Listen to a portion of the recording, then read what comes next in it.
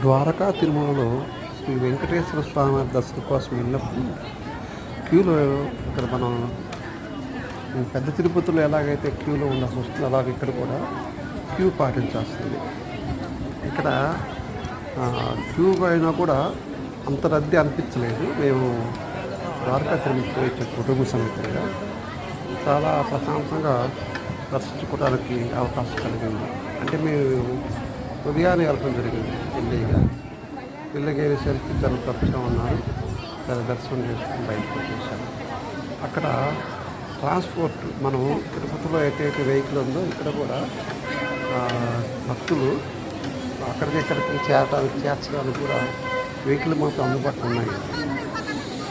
ఒకసారి మీరు ప్రయత్నం తెలుస్తుంది. అక్కడ వస్తువులు కూడా చాలా బాగున్నాయి. మీరు ఒకసారి దర్శించే అవకాశం దర్శించాలి. ఓం నమో శ్రీ వెంకటేశాయ నమః.